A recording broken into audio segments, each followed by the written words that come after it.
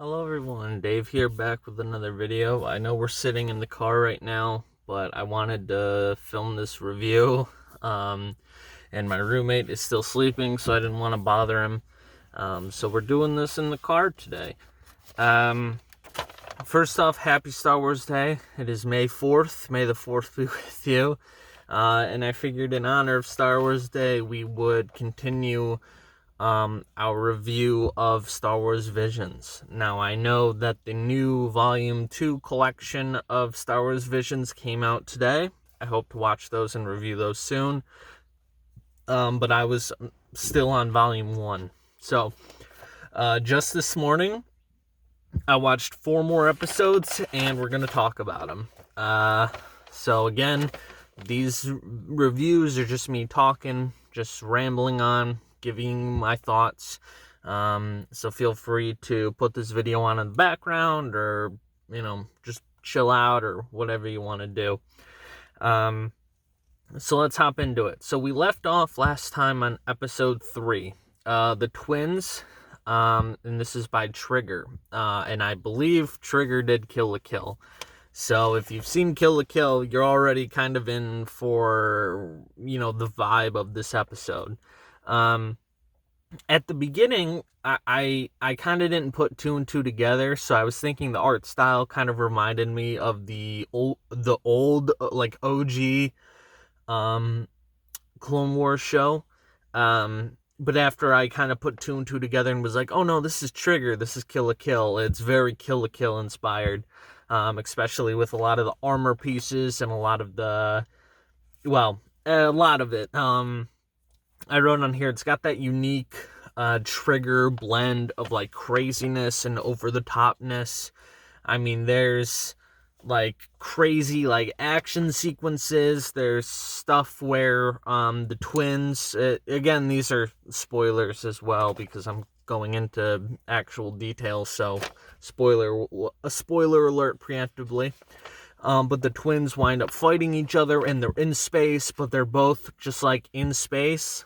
Like, they're not, they don't have any armor or like anything over their faces. They're, not in a ship. They're just on the deck or on the top of an Imperial Star Destroyer just fighting. And it's like, how the hell are they breathing in space? But again, it's that Trigger blend of that over-the-topness. I mean, he eventually, the one of the main characters, like, cuts one of the ships in half just with his, like, super OP lightsaber.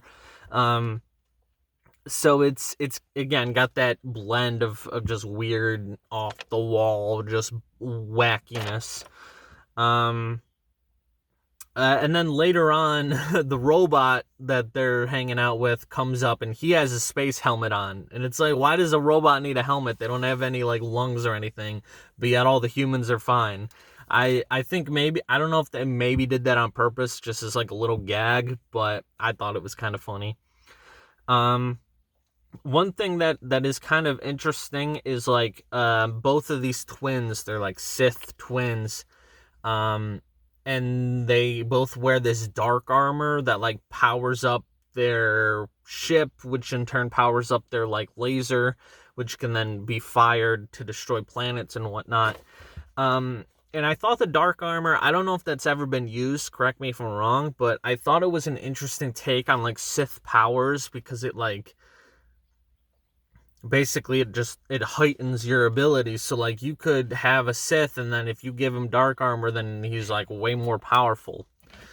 It also gave an interesting twist on like the rule of 2, because this must be set way in the future, because there can only be 2 Sith at one time, and if both of these twins are Sith, then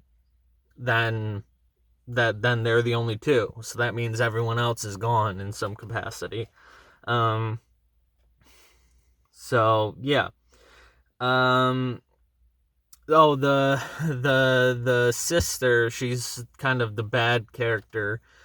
She gains lightsaber whips, which is really cool.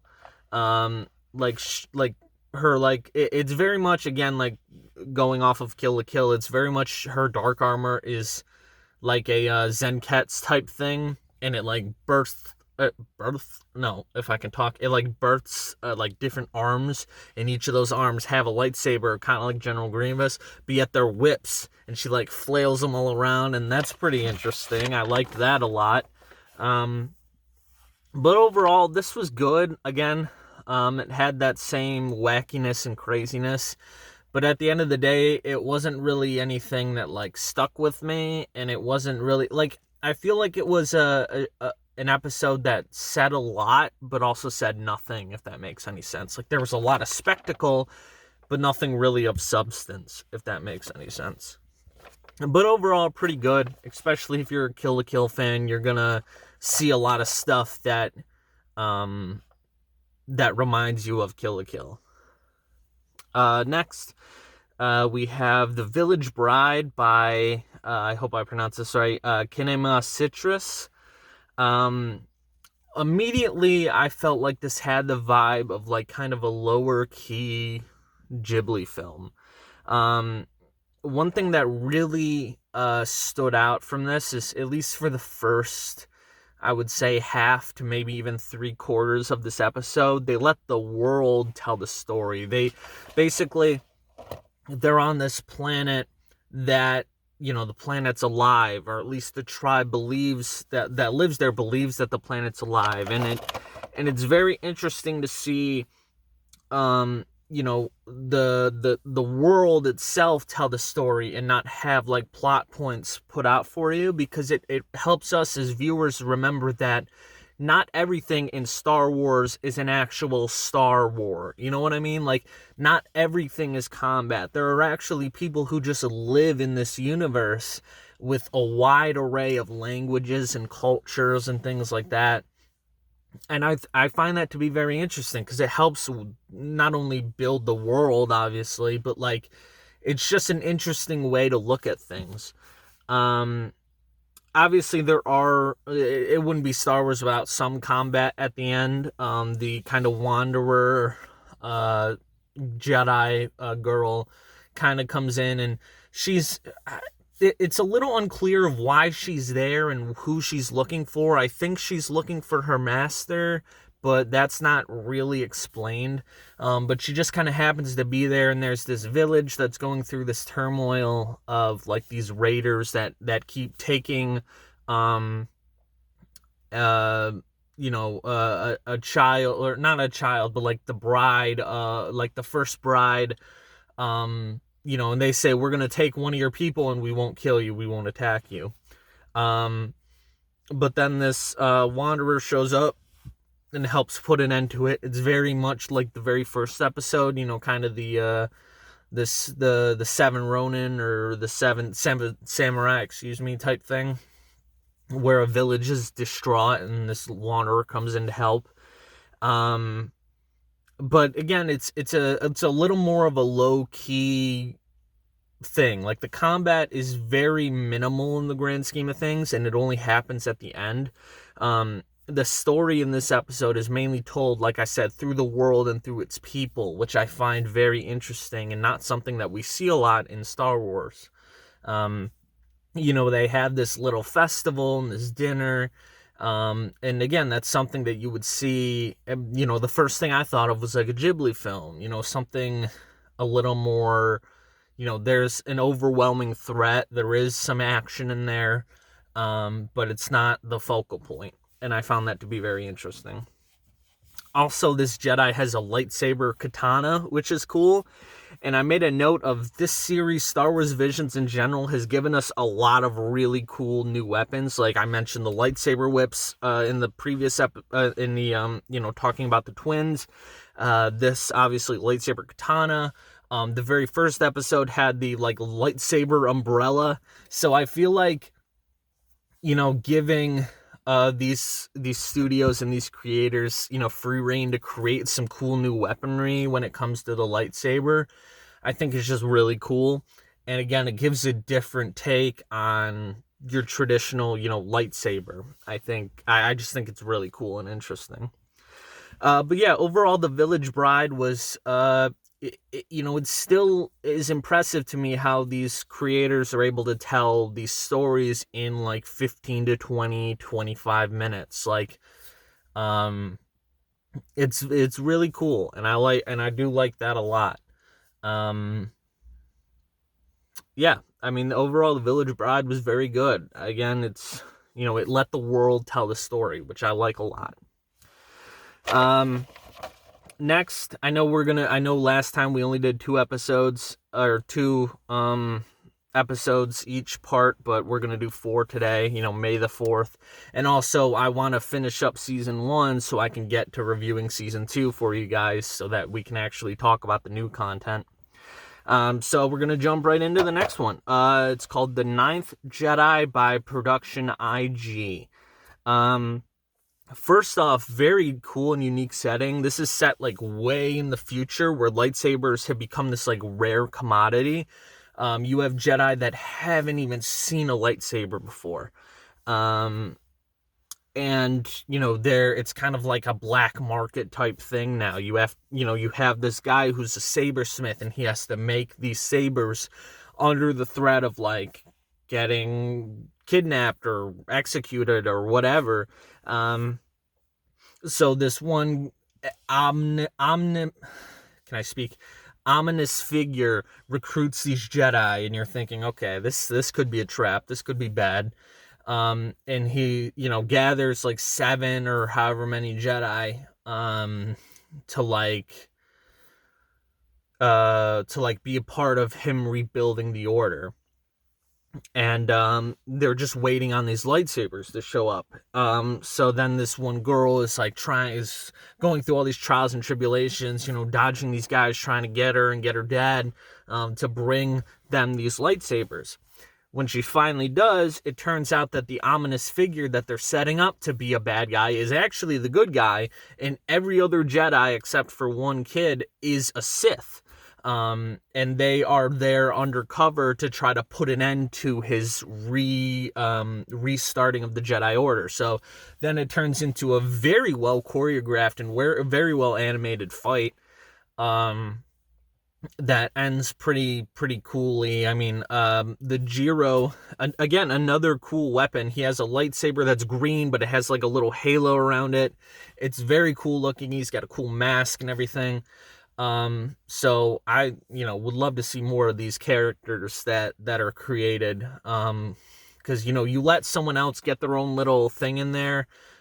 Especially, these being like Japanese developers, they put their own little twist on things, that make shit look, or I didn't mean to cuss, excuse me, but makes everything look like way more, it makes it look different and makes it look, different from the norm, which is very interesting. I will say though, with all the technology in Star Wars, it was pretty weird to see this guy making lightsabers with a hammer. I thought that was funny. So yeah, I wrote down there was a twist on who the real villain is. We talked about that briefly. It also didn't shy away from showing battle wounds. A lot of these other episodes, when somebody gets stabbed or shot or whatever, it's kind of done in like a rule of thirds type frame, where it's like you see the character react to getting hit or shot or stabbed, but you don't actually see it. But this one was like, no, he cut somebody in half, and you see, them spread apart, and you see a slash from a lightsaber across the stomach. It's not like gory by any means. It's not like over the top, but it was just definitely cool to see like, these actually feel like lightsabers and not like you're just hitting someone with a baseball bat in a lot of other animations. But yeah, it was a very cool setup, and honestly, I would love to see a very like future interpretation of the Jedi Order being rebuilt, because I think there's a lot of history there and a lot of cool concepts that can be explored, especially with this Jiro character. He just is really cool to me.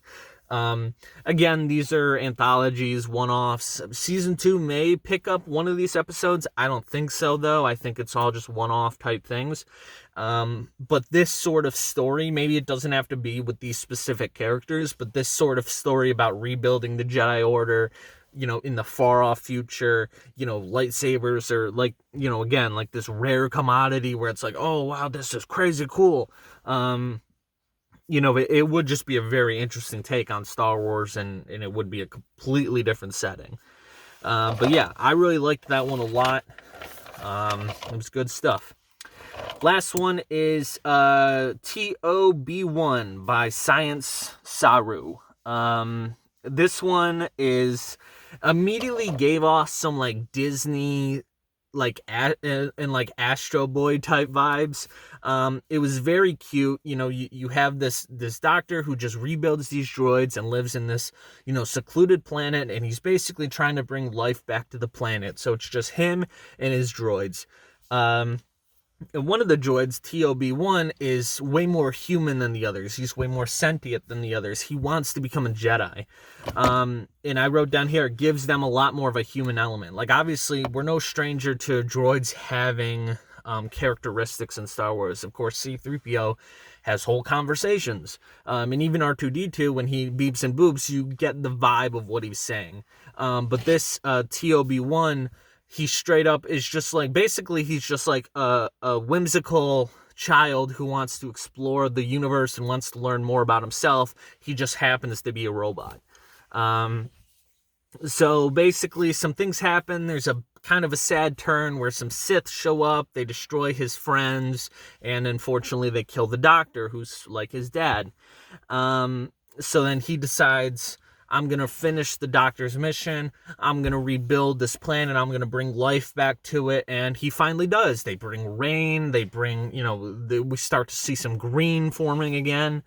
And you don't see many Star Wars stories focus like strictly on science. And this was a big part of it, was the science of, you know, it didn't get too in depth. Like, it wasn't like actual, like, you learn about the science, but you see the characters doing science, which is something that, at least in my estimation, or at least from what I can remember, you don't often see too much.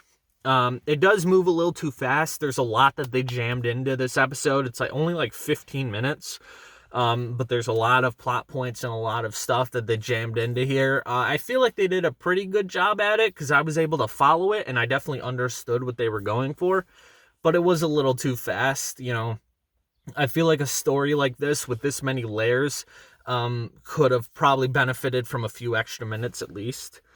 But yeah, so he rebuilds the planet, and then this one Sith guy that killed his master, killed the doctor, comes back because he senses this Jedi energy. And then they fight, and then the robot wins, which is fine, is cute, it's a great story. But just being imagine being a trained Jedi killer or a Sith or whatever, and then losing to a robot and his buddies just because, like, this robot had never picked up a lightsaber before, and he just kicks your ass. I find that to be funny, but yeah, it ends on a positive note. You know, this little T0-B1, or Toby, as he is referred, as his name is revealed, is now gonna try to become a Jedi, and I think that's very cute. It's a very cute and heartwarming story about, like, following your dreams and following your passions and stuff. And it's set in, you know, a Star Wars setting that we don't often get to see. Again, one that's molded pretty much around science and things like that. So yeah, that was that one.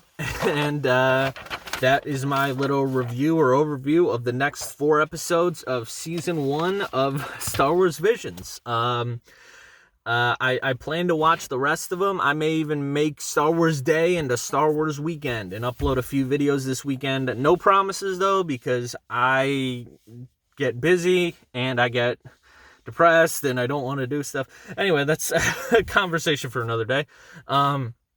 But yeah, so that was that. I hope you guys enjoyed my take and my commentary. You know, I know the setting's a little weird, but I wanted to be respectful to my roommate. He was still sleeping, and it's pretty early. But yeah, so I hope you guys enjoyed. Happy Star Wars Day. May the 4th be with you. Thanks again for the support the channel has been receiving. Again, like I said in the last video, we hit 250 subscribers, which is really, really cool. And I would like to do something kind of big. I just don't know what. But I hope you guys enjoyed this video at the very least. And I'll be back with more Star Wars Visions and with other videos coming up very soon. Thank you guys again, I'll see you soon.